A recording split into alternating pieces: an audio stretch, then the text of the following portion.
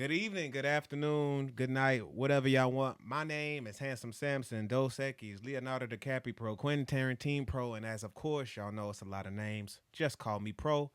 And this is the XX Files, where we preserve culture and keep it alive in a luxurious way. Welcome back, y'all. Give yourselves a round of applause. Whoa, whoa, whoa. This is episode 2. So that being said, man, I hope y'all week was good. I hope y'all made it through like this crazy like media week. It's a lot of stuff. But real talk, we're not really gonna cover that. We're gonna cover what the fuck's been going on in our lives. So with that being said, I'm gonna jump to the first topic, man. Question number one. Question number one. First topic. Are we living in a soft apocalypse?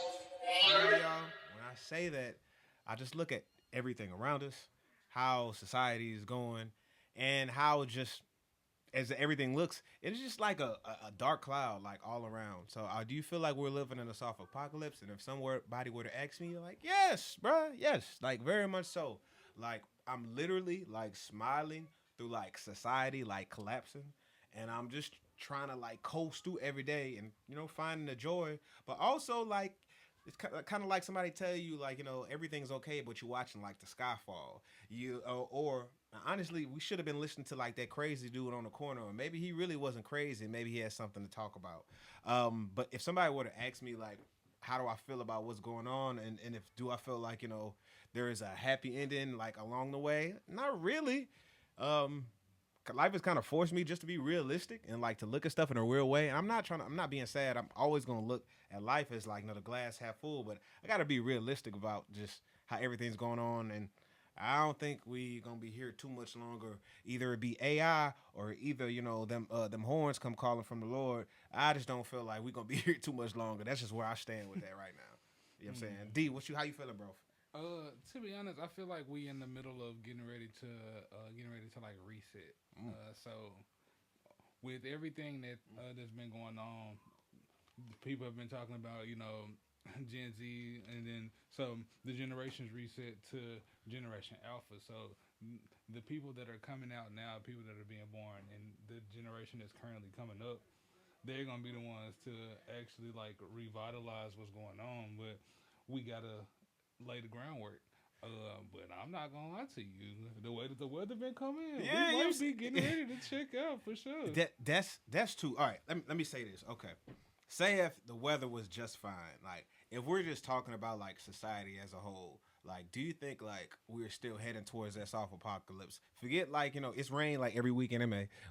We don't know if wintertime gonna be like next week or it's gonna be summertime next week. But as far as just like people, and I say that to say like I just feel like even this younger generation don't really have like the recipes. I feel like if society collapsed, right? Mm. Like young niggas wouldn't know how to survive. They would look up on Chat GPT. And once Wi-Fi gone, it's just like is this generation like set up to just for simple like survival methods?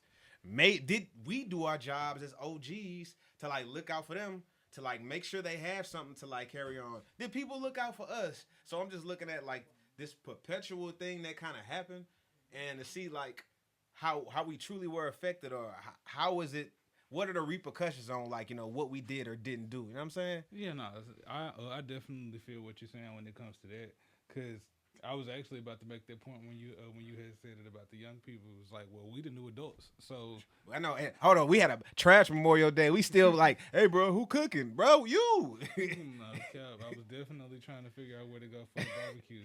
I had a whole grill in the backyard. Did not even think about frying that junk up. No, we don't know how to be the uncles. We don't know how it's we don't know how to even do that. So I guess, are we? Is it our fault? That's why I kind of ask. I end up asking myself that, like, is it our fault? Did we do what's necessary to make sure they straight, or were we just kind of going with the times? Like, Man, yeah, this stuff don't come with like an actual like GPS. So no. like the times that we were supposed to probably spend being like the new OGs, we was probably like trying to survive or something like that. You know what I mean? Yeah, and that's it. That is another thing. Like, even for me to say like soft apocalypse, it's just like why weren't we like able to be like OGs to the youngins? I feel like life got so busy, and we were just trying to figure out how to scramble. They say things like about our parents, like they didn't have as many options, but a lot of them, it wasn't. How can I say this not being disrespectful to my folks? It wasn't easier, but it was, I would say it was simpler times. Let me Mm, say that it was yeah. simpler times to where like it was easier to navigate how to get paid over here. Like, every other day we got tariff situations. We trying to figure out. We still dealing with like issues from what happened with COVID, and we're just still dealing with like issues of like inflation. Everything costs too much, and then everything's just in your face. And also, I shout out to social media. I feel like we just got a lot of distractions that kind of keep us away from like focusing in on having those simpler times than our parents had. Yeah, yeah. Also, it's like we 50-50 as a generation because like half of the people are just like, yeah, let's go ahead and move forward and like reach back, Yep. and then the other half is still trying to be the young person that's popular and where we not heading backwards, we head forward. So you got to progress at some point. That's true. Even you saying that, it's like, bro, 40 don't even look like the same 40. Like, I use NBA players for example. 25-year-olds were looking 47. Look, had the whole George Jefferson Oh top yeah, out. nah, boy, them folk had to. Yeah, 60, like 50 and 60, like, it's totally different. I always tell this, y'all listen to me. You know what I'm saying? Y'all look up like 50-year-olds now. Y'all look up Jared Leto right now. Watch your mind be blown. Why does Jared Leto still look 25? Why does Megan Fox still look 25? I know y'all got y'all reasons. Zoom in when I say that, but it's just, I say that to say, like, bro, 50 and 40 and 30 is totally different than how it was. And people don't, and that's just look wise, but the way, like you said, mentality, the way people just carry themselves, it's totally different. Blame social media or just blame keeping up with the times, because I just picture this, D. Like, imagine if, like, what I'm saying, you had a 40-year-old who had like the 1980, like, was your 1980s version of 40, right? But in that capacity, like, how does that male or female like keep up with the times as far as like finding a partner? Because their partner, there's somebody gonna look at them like, are they outdated? What's going on? What's going? It's just like either put up or shut up. Either get in the game or don't play.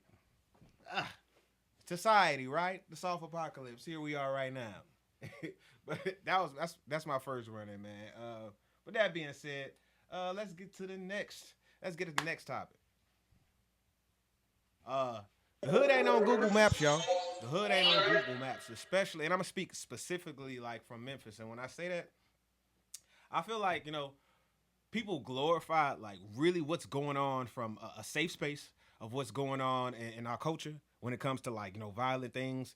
People just watch with a scope, but I feel kind of like jaded being from Memphis when different things come up as far as like like violent crimes, folks sliding on folks, or even just beef.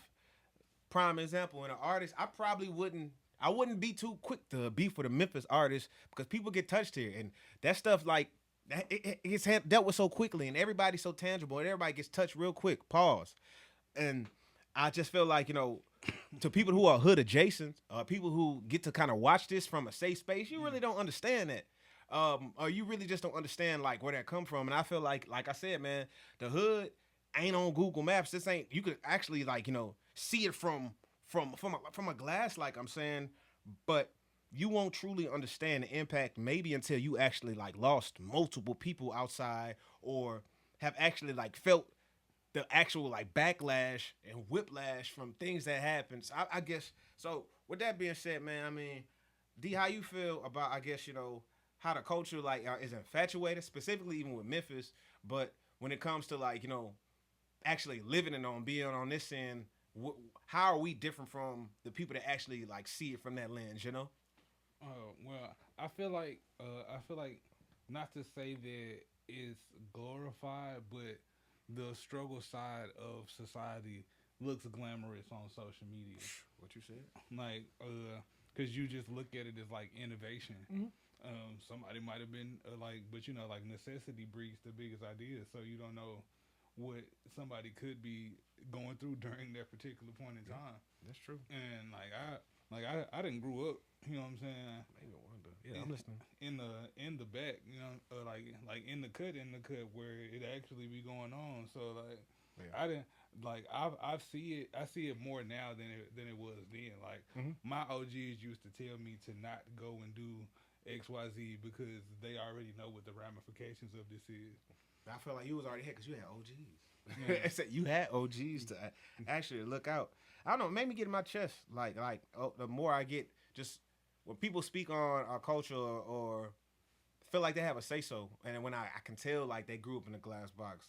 I'm not just gonna say I am gonna use an example. I was at like a barbecue this past weekend, and I was talking to this OG, and he said in like great metaphor, like um, some people, preferably people who get to pay for the culture. A lot of white folks, you know what I'm saying. Shout out to my white homies too, but like I say, they are some of the main people who get to look from the glass to get to appreciate the culture, and then like they get to go back home to like their safe space. But it's like they could look at this black skin, see what it looks like to be a part of the culture, and enjoy all this rah rah rah. But then they go back home, like and I compare that to like I will see this culture rah rah rah, and I gotta go back home to my windows being busted. I gotta go back home hearing what happened to like my homie, and that it tears away at you, man. It tears away at you like so much to where it looks like and like even when you speak on like the culture and just like you get excited about that, I'm just fucking tired, bro.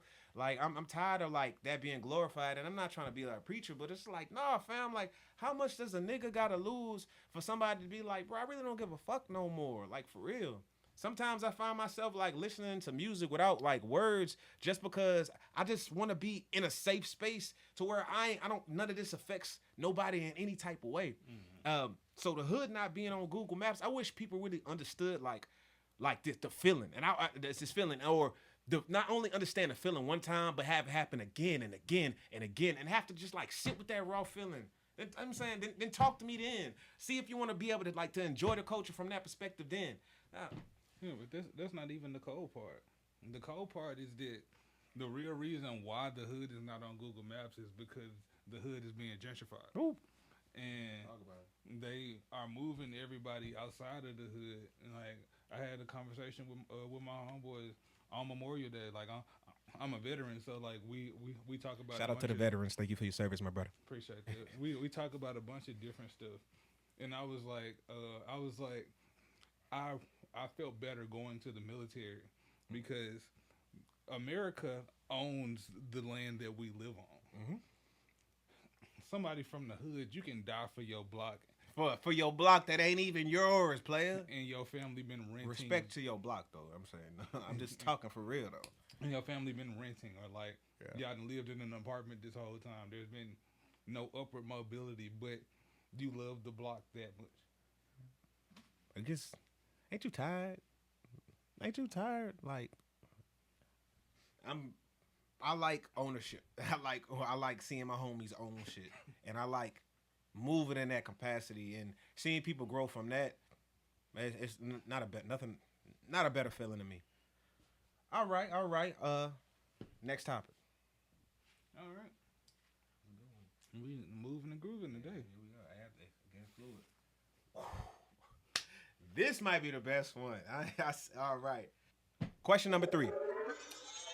Would you let your girl have a male best friend? Questions. So, I really don't see the issue about you having a male best friend because I know this is a lot about women. So I'm just gonna like put it in a different perspective right now. Like a lot of women I've noticed like have like male best friends. A lot of times they have like a gay best friend, and it's interesting. Like like that dynamics. Like y'all go out, y'all party together. Like he might be throwing ass on you, and vice versa. Y'all just flip flopping in the club, and y'all having a great time. He behind you, you know what I'm saying, dirty wine, and y'all having a great time. Interesting. So peep this though. If I got a gay best friend, right? Homegirl, gay homegirl. We go out to the club, we partying. Like if I'm not about to dance on her, but she can't. Like it's a double standard there, a big double standard that a lot of us sit on. Pause. But is it possible? Yeah. Am I cool with it? I really don't have a problem. Especially as cliche as it sounds, is like as long as you establish what it is. And honestly, if that best friend was there before you, you gotta walk with stride, or you gotta kind of take everything with stride because it feels so rude for you to kind of interrupt like that whole sanctum of their kinship. Now, I always know like your relationship has to sit different. It has to be a special place for that, but I just feel as though, hey family, like you might be with this person for right now, but that might not work. And then dang, you lost your best friend, or I guess it all depends on like who that person is to you in a real way.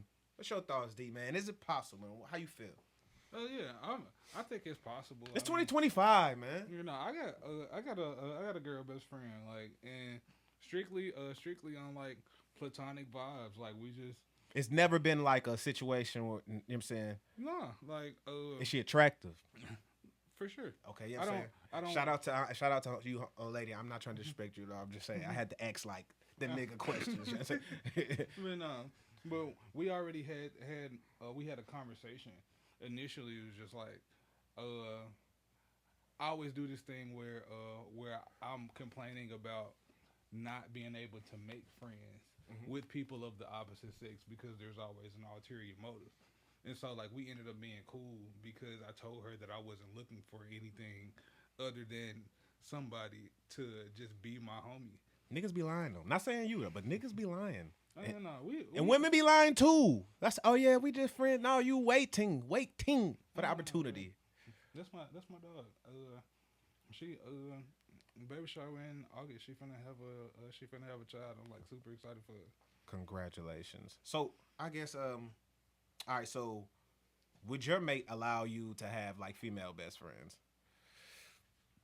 And yes, but I have also dealt with women who don't play that, but they also have their own history.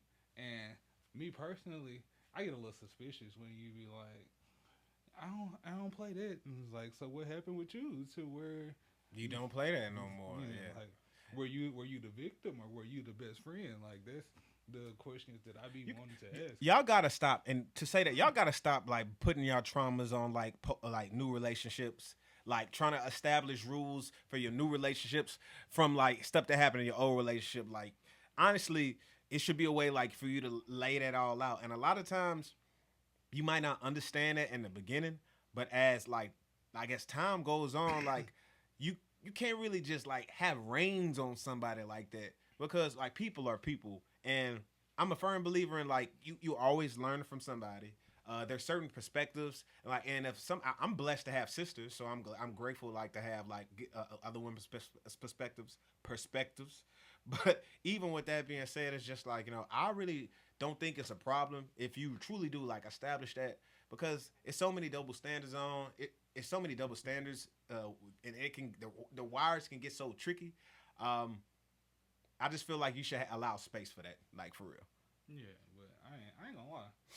If I if me and my girl best friend go out, she not finna pop nothing in this general direction. Oh, so you gonna let her like she over there? Yeah, you gonna do your thing. Like I'm just, if anything, I'm on tilt to make sure that you don't get Protected. any unwanted attention. Got you. So you can do what you do over there. I'm gonna do me, and I'm gonna make sure that you're gonna have your good time the way that you want to have your good time. So with that being said, like, all right, is it safe to say what if she kind of needed you in the moment to like, all right, would you ever like do the game to where it's like, oh, I need you to act like you my man for a half second just to make sure this guy don't come up to me. Not saying you got to do anything sexual, but like something simple like put your arm around it just to kind of create the atmosphere. Like even as your best friend, like would that be safe or would that be like cool for you to do? And I'm saying this like if you're in the midst of a relationship, you're hanging out with your girl best friend, and you have to kind of like whoop whoop whoop to kind of like protect her from some dudes acting. Is that cool? Or is that like, oh no, I'm crossing the line? What's your thoughts? I'm just kind of going through like every scenario right now. It's kind of borderline. Borderline, okay. Because it all depends on what me and my girl have already had established before I leave the house. Because I can like niggas be lying sometimes, just like yeah, I'm finna go out with the fellas, and you actually Right. out with You your out with the homegirl or thotties. whatever. You out You with know the what I'm thotties. saying? That's true. And so like yeah, I'm going out with my best friend. There's a possibility that I might have to be her beard at some point in time to make sure that Beard. she don't get no extra attention. Is that okay with you? Because if it's not okay with you, I'm gonna have to tell her that it's not okay with you. Because Mm-hmm. what I don't want to do is, as a person that's in a relationship, Cause that friction. and it's Memphis, social media. You Uh, put your arm around somebody one time, you hug somebody too long. Especially if they want you and your girl to break up. Aha! I see that nigga. Zoom in. So yes, no, I definitely understand. That's just one of those things that it does happen in relationships. Period. That's just something you're gonna have to just deal with, or just be like, nah, this can't work. But do I think it's possible? Very much so. Like, especially now, man. Like, uh, just let it live. Like, let it live, and just see what happens. Just establish them boundaries. A lot of people don't understand that, but establish boundaries, and I feel like there's a lot of magic with that. So that's how I feel about that. Y'all be fruitful in all your relationships. Next topic. Mm-hmm. Tight, tight, tight. Next topic. All right. Ooh. Okay, homies. This is a good one. This is the conspiracy of the week. Mm. Oh yeah. I feel like I got. Hey man, shout out to these questions. They've been fire this week. The conspiracy of the week. The conspiracy of nostalgia. Do we really miss the old days, y'all, or were we just happy and broke? The conspiracy of nostalgia. We always love to say, I remember then. I wish we can go back to like different songs that kind of go back to like memories. I feel like we were just talking about it the other day. We was playing some Wiz. We was playing some Cushion Orange Juice, and we just started going like through the times. I remember being super zooted with the homies playing Mesmerize, or the first time, like, you know what I'm saying, I heard Cabin Fever, like Wiz and Currency, like those artists like sit in a special like era for me, like fun times. Oh yeah. And there's a lot of nostalgia there. Like, man, I wish I can go back to that. But when I do think about it, I Mm-hmm. was happy and I was broke. Like, made sure I had enough for the Chucks 501s and the 3-5. But after that, hey, bro, we surviving. We surviving off of vibes and hopes and dreams. So, it's one of those things. I try not to lean too far into nostalgia because sometimes you can't. I don't try to get locked into the past, Mm-hmm. and like, because this was the best time of my life. That's why you got them homies that's like the damn homies in high school. You was the man homies, and they still like living in that, or they could never like kind of break out that box. Mm-hmm. So for me, like, how do I feel about nostalgia? Is it a conspiracy? Yes, yes. Like, I feel like in this life you have to figure out a way to make sure that your tomorrows are better than your yesterdays. Because you keep living in the past, it's just a sad existence. And from I'm not speaking from nowhere. I'm speaking from like for real. I had to kind of break that myself. Like, I consider myself to be aggressively positive when it comes to like looking for the outlook of the future. Um, and nostalgia can, I feel like, in another situation that can box you into like old thoughts, old ways of living, and you never really can grow. But I leave nostalgia in its bag, like you smoking your blunt, we vibe, you keep it pushing, man. So that's my stand is on nostalgia. Uh, for me, I don't necessarily think that it's a conspiracy. Like the same way that we was talking about the OGs earlier, you can just look at it as simpler times. Like when Wiz Khalifa came out, maybe your main responsibilities was making sure you had the money for the Chucks, the jeans, and the 3-5. But it's not necessarily the brokenness. It's just like the overall aesthetic of the time. Like it was lighter outside at one point in time before everything started happening and it started to get heavy. So like it's not a conspiracy that you want to that you reminisce on a time where stuff was good. We had good memories all the time. Facts. Could have had a good smoke session last week and just been thinking about the John like, Yes. I gotta go hit my weed man up. He had that gas that last. That's no, that's true. It's just, I was like, it's just, I guess, a derivative of that. Like, am I really? Is it happiness? Is it all Mm-hmm. coming from happiness? Like, damn, you kind of got me there, D. I might have Like, to. because there are people who use nostalgia as a crutch because they present is shitty. But like, I live a pretty good life, and I still be reminiscing about the old stuff. So like, How'd you get there? You know what I'm saying? For somebody who was searching or trying to figure out how not to live like in the past and like those moments, I guess how did you get there? uh, I just think of it all as history. I think of it all as experiences, and I'm grateful for everything. Like, your nostalgia is not always gonna be a good memory. Like, you could be nostalgic about this where you had your first fight. You might have lost that fight. They put Is me it, on World Star. it is still nostalgia? Yes. Is Yeah. it good nostalgia? Probably Yeah, not. yes, good memories and bad memories, but I just like don't. I'm just a firm believer. Yes, I believe in nostalgia can be a conspiracy. Were we happy and broke? Maybe not. But like a lot of times, people do live in those moments and they act like tomorrow won't be better. And that's my only issue. Like you just said, sometimes nostalgic memories is that breakup. Sometimes nostalgic memories is that one time you got embarrassed, or it's not a good memory. But like I said, like let that moment be that moment. Like appreciate that thought for what it was. And you got to keep it pushing, man. Like you got to keep it pushing, cause that shit gonna eat you alive. Yeah, no, you gotta. Keep growing, keep Mm, blooming. yeah, you gotta look forward. Yes, If you want to look back, it's to be appreciative of whatever it was. yeah, and Hmm. how far you came from then. Like, yeah, Wiz Khalifa was slamming now, but I can buy 50 pair of chucks Yes, now, sir. and I can just listen and be like, yeah, nah, he was in his bag back then. That's Like, true. And a little bit more than a 3.5 now. but you absolutely right. yeah, that's how I look at it. Like, objectively, whatever it is always going to have a special place in my heart. I was a very depressed teenager, Hmm. but I have great memories listening to Wiz Khalifa and Kid Cudi Were we all depressed teenagers? Well, I'm not saying you. I'm just that's a serious. Were we all depressed? I feel like, and some there was a lot of shit going on with ourselves. Who we thought we were acne. It just dang, I like that girl. I don't know what to say. Like, man, high school is treacherous. I always say, like, bro, high school kids are the meanest like kids on this earth. Like, to this day, you run up to high school kids, they might hurt your feelings by what they say. No filter, no care, and just no idea of what's going on. Like, so Yeah. I feel you. Maybe we all was depressed in high school.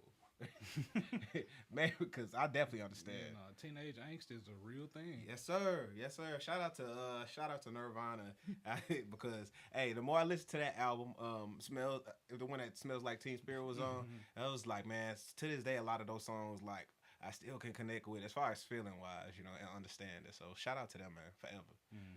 Hmm. Um, like I said, we've been rocking and rolling. So last topic, which is a pretty dope topic. The industry does not want funny rappers to win. What a time right now.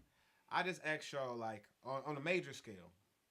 I guess what artists like are pushed to the forefront right now. Like you name them, and I could tell you like a lot of them aren't really like true like entertaining in maybe a funny regard.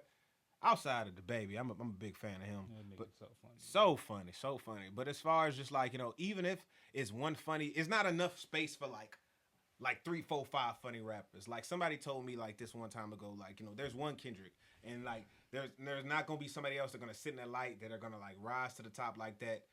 There's one Drake, he's kind of sitting that like pop bag that they're not gonna let rise. It's not gonna be a bunch of those. Like it was one Chance the Rapper. I remember when he came out, it was like 1,000 people that sounded like him, or just or 1,000 people that sounded like Wayne. But when it comes to like funny rappers in this time in hip hop, like that's not what they pushing, man. What they pushing to the top of these murder, like kill niggas. I'm just like, bro, which is I always say, I'm tired, super tired, and I feel like this climate right now, they don't want these niggas to be funny, or if they being funny, it has to be like detrimental to like the culture in some type of way, or like detrimental to like hurting to somebody. Yeah, they'll be funny, but like, but they consider funny like killing somebody up and smoking them in a pack like that. This shit played, man. Do they want funny rappers to like win? Hell no. And I shout out to my homies. My favorite color. Shout out to Jit on the track. Just a few. Chris Crack.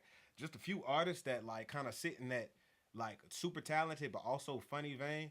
But I feel like them homies should be like a lot further, and they should be like pushed higher, and they killing it right now. But it's just a prime example of like the industry don't want that, bro. Like, nah, they want shit that they want dramatics, nigga.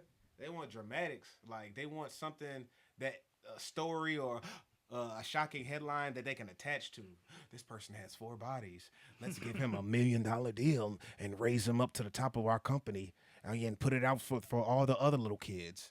And then when his career's done, we're gonna sit him in jail or put a RICO case on him, and we're gonna recoup our money while they're in jail. Like, man, bro, this shit's so fucking played, bro. yeah, but it's also people who I feel like don't want that to be attached to them. Like there are so many people who try to stray away from doing anything comedic because they want to be taken seriously as an artist. True. Yes, I agree. But I say that, man, them mysterious Undertaker days are over. Like them, them days where artists just and like the only way an artist can like be mysterious and still like capitalize, it's gotta already be established. Cardi can go disappear for 4 years. He gonna come out of a hole dressed in mud, and people gonna love him. But as far as like these newer artists, like you have to have something to attach to, like something personality wise. So if you ain't funny, like do you get like a lot of girls? Like I'm saying, are you a criminal? It's like I always say, it's like wrestling. They always attach something to them. You need a persona. Yeah, you gotta have some type of persona. So like, it's just not. It's not going like that no more. Would you consider yourself a funny rapper? No, I consider myself a funny nigga. Like I do, like like I do. Like, and when I say that, like I think about somebody like Gibbs. Like Freddie Gibbs, when he's spitting, he's spitting. But like if you go to his social media, it'll be some of the most wildest, like, what the fuck? Like, this man is so funny and wild.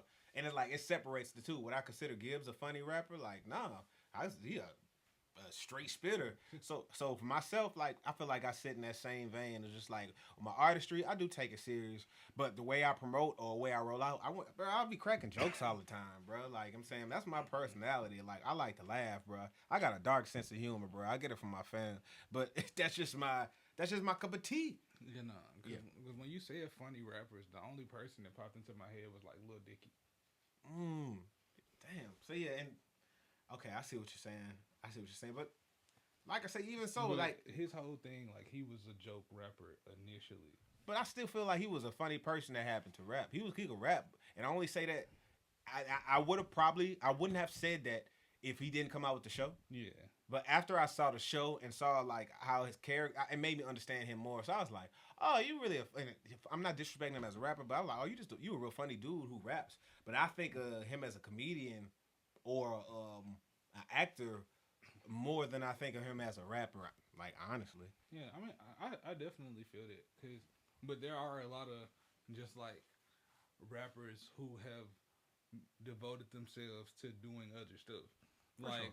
Method, For sure. like Method Man and Redman, hip hop icons. How High is probably one of my favorite movies, and that's the funniest shit that I had ever seen when I had first seen it. Yeah. I might go home and watch that joint after we get done recording this joint. I gotta see how high again, bro. I said, man, pass me the powder. Man, but there's a certain stigma because like even rappers like Tyler the Creator when he had first came out and Our Future was doing like the Lord Squad thing and all of that, he stopped doing funny stuff because he felt like people weren't taking him seriously as an artist, and that's when he started to like level up and deleted all of the Lord Squad stuff. Like his personality still his personality. For Like, sure. he gonna be taller when he go out, but nigga don't have no show on Adult Swim no more or nothing like that. But even first off, facts. But even you saying that, like I said, like they had like one Tyler, like and everybody else. When if you would try to be funny, they were all, oh, you trying to be like Tyler. It's like how the industry set up is kind of like it can never be like a bunch of people that are similar. It has to be one person, and then it branches off like after that. So now I feel you, and even hey, shout out to Tyler's Growth too. No Diddy. Pause. but I feel what you're saying. Yeah. That's interesting. Now with that being said, if there's anything, my final thoughts, um, my final thoughts are like this right now. How I'm feeling, like take time to really appreciate people because you really never know when people leave. I lost a good friend. Rest in peace to my guy early. And I just been like this in my thoughts because I did a couple things. Like I took a month off from alcohol, and in doing that, like it taught me something. I just wanted to do that. Not even off of like, oh, I'm trying to like I'm trying to be more self-reliant. Yeah, it was more so being competitive because a good friend of mine is very popular. He was like, I ain't drank in 6 months. And I was like, man, if he ain't drank in 6 months, then I can do it too. But I learned a lot. And kind of what helped me accountable was random. I posted it online on TikTok, like, hey, this is day one. I'm gonna go a month without drinking. Random people from all over the world, like, hey, I've been 3 years in. I'm 2 months in. You got this, bro. You got this, bro. And it really made me feel like, yo, I can't like go get this drink because these random people who do not know me are holding me accountable. And I realized that something that people have said to me, but I kind of, I was a sense of conviction, like how important community was. And I'm realizing when people are going through things, I'm naturally want to like shy away because hey, you going through it, I let you go through, cause that's how I am. But within learning how I've dealt with my alcohol like adventure and no alcohol, like community is so important. Um, and with that being said, it's just appreciate people. But when your people are hurting, like make sure you really build a protection or hover around them because they need that. And in society, in all aspects, community is so important. So if you ever feel like you're by yourself, I know I want to do a better job of like being an ear, being a voice, or being something, because you never know when somebody needs it, and you don't want to do that when it's too late. Um, and that's my final thought. Just make sure you appreciate people now, and make sure you build community around that, just to keep yourself strong, man. With that being said, thank y'all. Thank you to my partner D. Mm-hmm. And thank y'all for tuning in for another episode, man. Leave your thoughts, leave your comments. I appreciate y'all, man. And we're gonna keep going from here. This is the XX Files. Y'all take care.